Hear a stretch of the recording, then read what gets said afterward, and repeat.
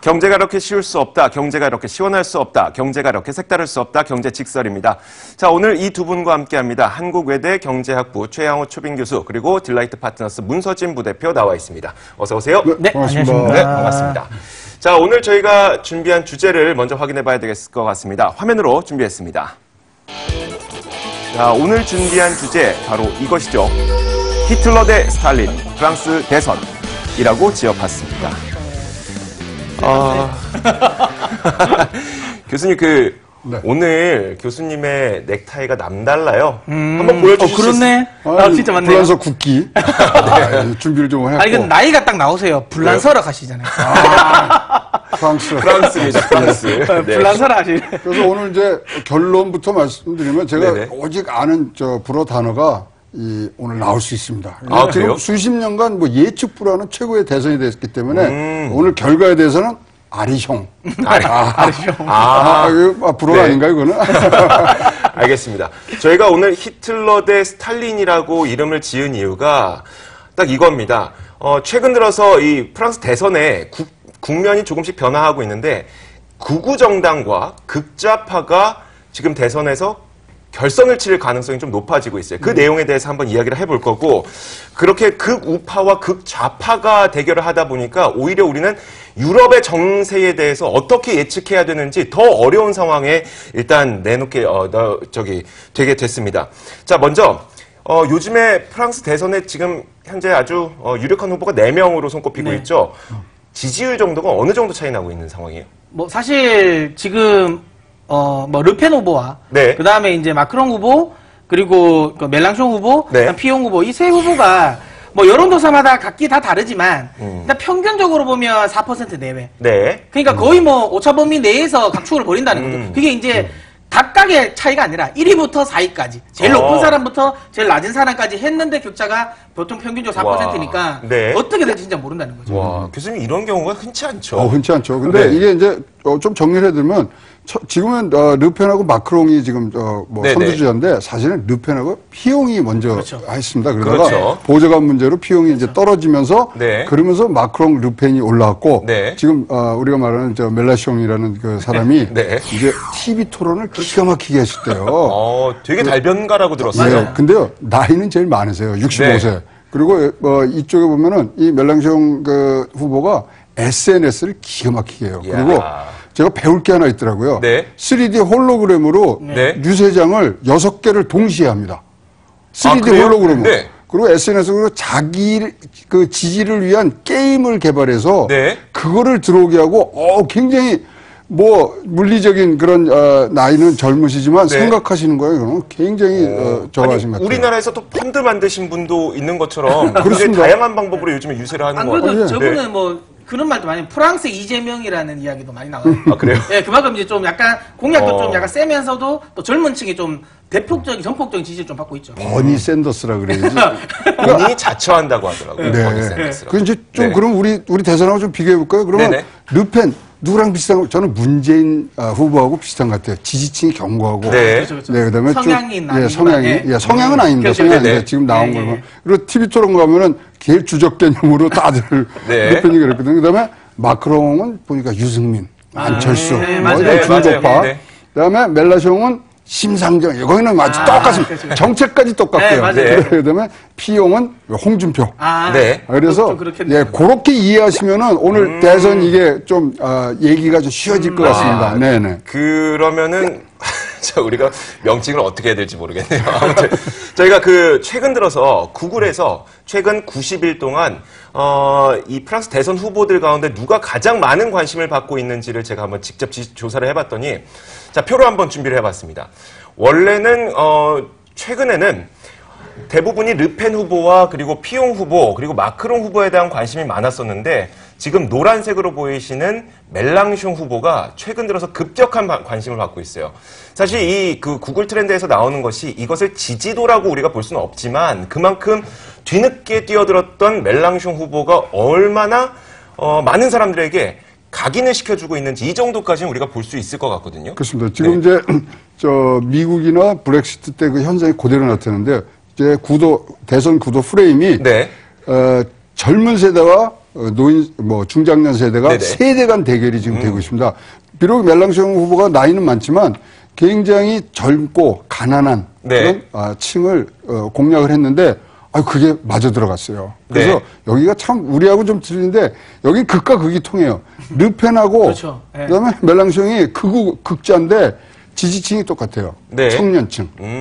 그리고 이제 정책들이 좀 이제 바뀌는 그런 부분들이라서 네네. 저희가 생각하는 그런 것들하고는 좀 다른데 여기 이제 보시면 뭐가 중요하냐면 우리는 보수 진보 가를 때는 안보가 큰 그렇죠. 기준이잖아요. 네. 여기는 좌파 우파 날릴 때는 딱 한 가지입니다. 이민 정책. 근데 멜랑숑 후보가 네. 원래 모로코 출신이에요. 이민을 왔어요, 10살 때. 네네. 그래갖고 이제 쭉 컸기 때문에 여기 또 이민에 대해서는 굉장히 관대하죠. 네. 이민들 받아야 된다. 네. 르펜은 아니다. 네. 근데 르펜이 소속해 있는 정당은 이렇게 하면은 좀 이해가 쉬우실 건데 일본의 네. 극우 파하고 비슷합니다. 그러니까 네. 이 제국주의를 좀 동경하고 자기네 나름대로의 그런 어떤 우월성을 그렇죠. 나타내는 그런 사실 부분이라고 봐집니다. 히틀러라는 이름을 붙였던 이유가 그것 때문이었어요. 그렇죠. 그 르펜을 우리가 보기에 앞서서 르펜의 아버지가 누구인지를 그렇죠. 봐야 되는데 그분도 인종 차별주의적인 발언을 서슴지 않았었고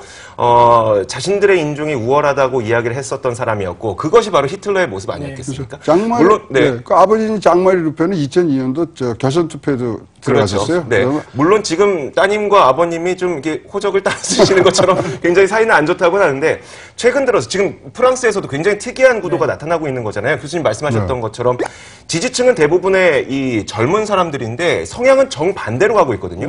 그런데 최근 들어서 이 멜랑숑이 돌풍을 일으키고 있는 이유는 뭐예요? 갑자기 부각된 이유가 뭐예요? 사실 아까 지금 교수님이 이야기하신 것처럼 네. 그러니까 프랑스 같은 경우가 이제 양극단에 관련 부분이 굉장히 많아요. 생각보다 많아요. 그러니까 이제 예를 들어 극우 쪽이 엄청 지금 현재 득세를 하면서 네. 그 반대편에 그러니까 반대 독부에 있는 쪽이 오히려 더 부상한. 쉽게 말하면 멜랑숑은 어찌 보면 르펜에 약간 후광을 받았다고 볼 수 있죠. 네네. 왜냐하면 극우 관련 소위 말하는 발언을 많이 하는데 그러니까 마크롱 같은 입장에서는 거기에 대해서 우리가 흔히 따지면 약간 선비적인 발언인 거잖아요. 네네. 그러니까 약간 허공이 약간 구름 따는 듯한. 그러니까 소위 말하면 극자 성향에 가지고 있는 젊은이들이 여기에 만족을 못 하는 거죠. 그러면서 TV 토론에서 아주 거기를 이제 간지러운 걸 긁어주기 시작한 거예요. 네네. 그러니까 소위 말하면 아주 이제 둘이 경악하게 딱 붙은 거지. 네네. 그러다 보니까 이쪽에 소위 말하는 극자 관련 부분에 이제 지지층이 집중된 거고요. 결국에는 이 원인은 이제 TV 토론이라고 볼 수 있습니다. 그러니까 우리나라 현상과 좀 비슷한 것 같아요. 똑같아요. 보수가 너무 싫어지니 그렇죠. 갑자기 생각지도 않았던 그쪽으로 사람들이 막 몰려가는 그런 현상이 나타나요. 여기도요. 네. 이제 우리 여야 이랬잖아요. 네네. 민주당, 새누리당 그 틀이 쭉 왔는데 여기는 좌파 사회당, 네네. 우파 공화당 둘이 그 선거 양당 체제가 쭉 내려오다가 네네. 요번에 깨진 거예요. 그러니까 저기도 지금 소위 말하는 아리숑 대선이 된 거죠. 알겠습니다. 자, 그럼 저희가 지금부터는 각 그 주자별로 어떤 식의 정책을 세우고 있고 그리고 어떤 이념을 갖고 있는지 한번 살펴보도록 하겠습니다. 자, 표와 함께 저희가 살펴볼 텐데 일단 개요를 먼저 정리를 해드리자면 이런 식이에요. 마린 르펜 후보부터 먼저 말씀을 드릴게요. 마린 르펜 후보는 이민자 받지 말자. 그래서 이민 쿼터제에 찬성한다라고 얘기를 하는데 이민자 받지 말자입니다. 정반대로 멜랑숑 후보는 이민 쿼터 반대해서 이민자 받아야 된다라고 하고 있고요. 사실 그 이민자에 대해서 마크롱 후보와 피용 후보가 아주 강력한 주장을 하고 있지 않기 때문에 거기에 대해서는 좀 저희가 배제를 하도록 할게요. 유럽 연합의 이 시스템에 대해서는 마린 르펜 후보나 멜랑숑 후보나 비슷합니다. 유럽 연합에 소속되어 있는 것을 되게 싫어해요. 그렇죠. 그러다 보니까 사실 이 두 명의 후보가 1차 선거에서 결선까지 올라가게 될 경우를 금융시장에서는 최악의 재앙으로 생각을 한다면서요. 이런 이야기들이 좀 나오고 있습니다. 근데 네. 불란서 대선을 쭉 분석을 해보시면 네. 알겠지만 중도가 이긴 적이 한 번도 없어요. 맞아요. 네. 중도가 그렇기 때문에 저기서는 이상하게 한쪽을 딱 선택을 해야 됩니다. 반대는 반대. 국민성이 그런지 하여튼 정치적인 그런 배경들이 그런지 모르지만 네. 어느 쪽으로 갈려요. 그렇기 때문에 저 부분도 우리가 어떻게 중간에서 뭘 할까 이런 거보다는 이게 한쪽으로 나눠질 것이는 네네. 예상이 되고요. 또 예를 들어서 피용 후보 같은 경우는 그래요. 유로화는 그냥 국제적인 결제 쓰고 네. 그다음에 불란서화는 그 생활할 때 쓰자, 프랑화는 쓰자. 네. 뭐 그런 거 절충안을 내놓는데 그게 안 통하는 사회가 됐어요. 참 국가의 이념은 우리가 톨레랑스라고 해서 관용의 그렇죠. 그 국가 이념을 갖고 있으면서도 왜 이렇게 성향이 한쪽으로 치우쳐? 좀 먹고 같죠. 살기 어려워져서 그런 거죠. 맞아요. 사실 네. 먹고 살기 어려워지다 보니까 네. 조금씩 이제 예전에는 그런 관용이 됐지만 관용을 자꾸만 하다 보니까 내가 못 먹고 살겠거든요. 네. 그러니까 지금은 오히려 더 이제 약간 국수적인 그거 부르고 특히 이제 그 유명한 게 있지 않습니까? 프랑스 같은 경우는 지금 부르키니아와 관련된 부분에서도 법적으로 네네. 문제하고 있고 네. 이슬람과 이슬람 복장 말씀하시는 그렇죠. 거죠. 예, 그러니까 네. 무슬림과 관련된 부분도 굉장히 좀 약간 안 좋은 지금 인식이 많이 되고 있죠. 음. 근데 이게 이제 웃긴 건 이 부분을 지금 마크롱 후보가 좀 이 공략을 하고 있어요. 아, 네, 그러니까 네. 자기는 이제 프랑스에 있는 무슬림을 자기를 존중한다. 네네. 뭐 그런 이야기를 하면서 이제 표를 지금 계속 이제 집중을 하려고 하고 있죠. 그러니까 네. 이게 가능한 게 르펜 후보와 만약에 그 멜랑숑 후보는 이게 가능하지 않죠. 그렇죠. 가능하지 않은데 네네. 이 사람 중도다 보니까 네. 여기 걸 다 지금 흡수를 할 수 있다는 거죠. 네, 그래서 저는 개인적으로 어쨌든 확률적으로는 이런저런 이유 때문에 마크롱이 당선될 것 같지만 그래도 여전히 결과는 아직 알 수 없다는 거죠. 네. 자, 우리가 이념을 어떤 것들을 갖고 있느냐, 그리고 어떤 정치적인 성향을 갖고 있느냐가 왜 중요하냐면 그 사람이 만약에 당선이 됐을 때 그러면 어떤 정책을 피우게 될 것이냐가 가장 중요한 거 아니겠습니까? 네. 그러면 네. 마크롱 후보는 좀 제외하도록 네. 하겠습니다. 중도니까. 르펜 후보와 그리고 멜랑숑 후보가 어떤 성향을 갖고 있고 나중에 어떤 대선 공약을 갖고 있는지 그 부분을 좀 설명을 해주세요. 르펜 후보부터 만들면 아까 말씀드린 제국주의를 동경하고 근데 그 국민전선이라는 네네. 당의 이 모토가 뭐냐면 프랑스 우선주의예요. 라 프랑스 아보드라고 그래서 네네. 그러니까 뭐 아메리카 퍼스트 그거랑 똑같은 똑같은 거예요. 거네요. 네. 똑같아요. 똑같아서 그거를 이제 내세우면서 다시 한번 팀을 그다음에 꼭 거기 무슨 유세할 때 네. 구호가 뭐냐면 여기가 우리 집이다. 세마 메종.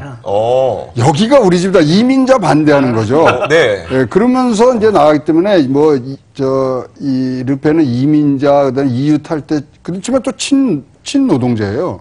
그렇죠. 예, 친노동자고 반세계하고 그래서 명확히 해야 될 게 친노동자지만 이민 노동자는 아니죠. 아니죠. 예, 네. 예, 친노동자인데 불란서 국민을 트럼프 후보가 러스트벨트를 공략했던 그럴 것과 수도 비슷한 똑같은 맥락이네요. 네. 예, 딱 똑같고요. 네.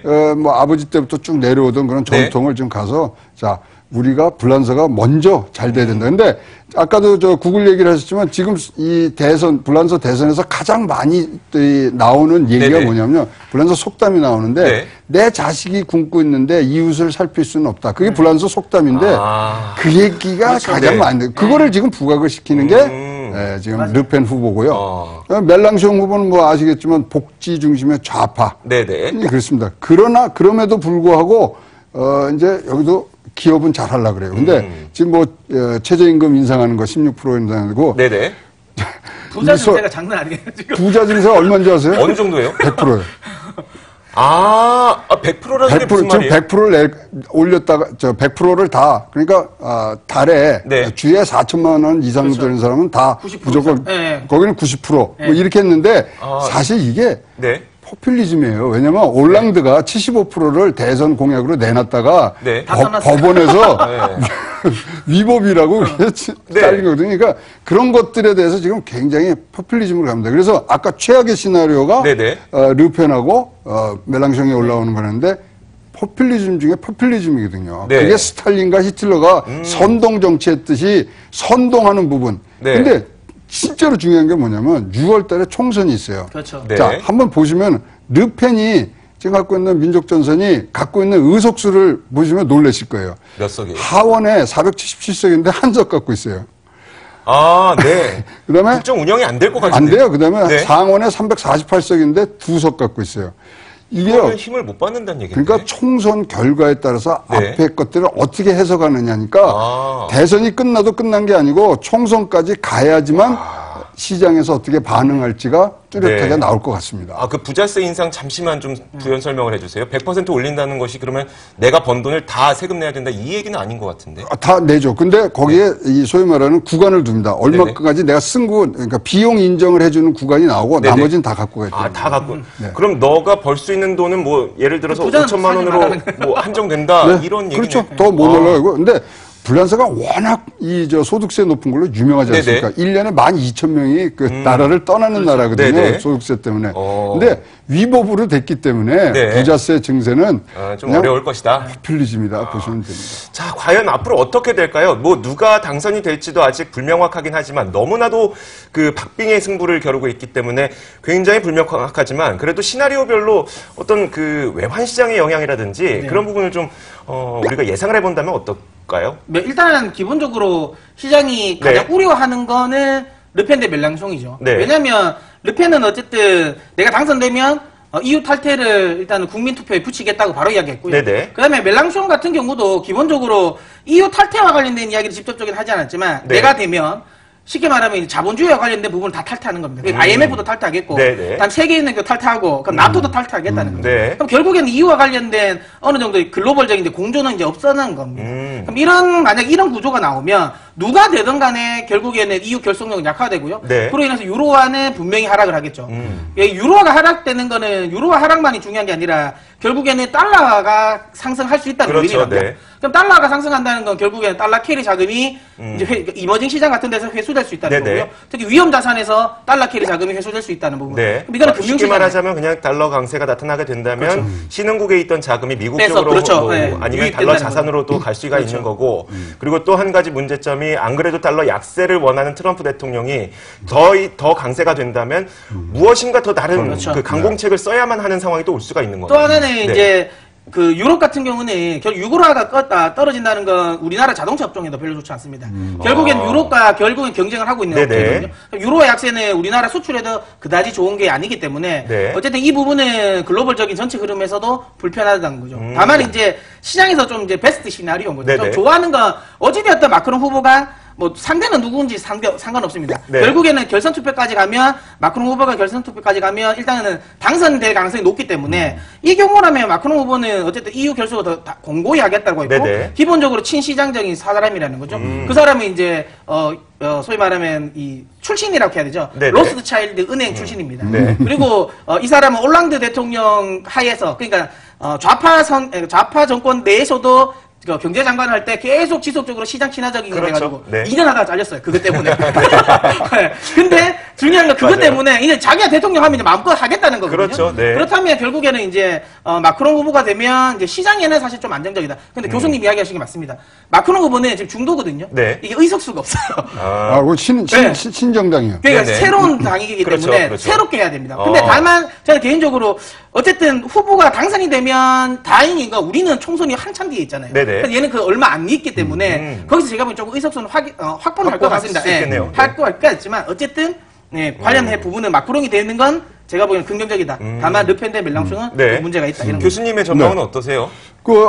마크롱의 그런 소위 말하는 약진이 네네. 눈에 보이고요. 이제 다수당이 될 수 있는 거는 좀 어렵기 때문에. 네, 맞아요. 그래서 결론으로 말씀을 드리면 오늘 출연료는 달러로 좀 주시면 좀 좋겠습니다. 유로화가 좀 떨어질 것 같습니다. 유로화 매도 지금 포지션이시구나. 유로화 하락으로 지금 생각을 하고 계신 거예요?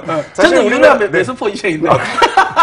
우리나라 선거 방송이 아니기 때문에 뭐 누구 지지하는지 이런 거 얘기해도 편하게 이야기하셔도 될 것 같고 네. 뭐 그러면 어떤 사람이 좀 당선이 될 경우 우리나라 경제를 봤을 때 좀 나을 것인가 그 부분을 보자면 어떨까요? 교수님은 어떠세요? 저는 사실 피용이 되는 게 제일 좋죠. 그런 전체적인 큰 틀에서 보면 네네. EU 부분에 이제 내실을 강화하고 또 이민자에 대해서도 좀 그걸 하기 때문에 네. 피용인데 사실 피용도 지금 만만치 않아요. 왜냐하면 다시 자기가 그 보좌관 쓴 거 잘못됐던 게 비리 혐의가 있었죠. 예, 근데 네. 법원에서 지금 무죄 쪽으로 지금 나오고 있거든요. 네. 그러면서 지금 올라온 거예요. 네. 그래서 선거는 항상 올라오는 국면에서 선거가 있을 때는 이길 확률이 높기 때문에 네. 하는데 성향으로 봤을 때 이제 피용 후보가 가장 우리한테 유리하지 않겠냐 네. 봤는데 여론은 마크롱이죠.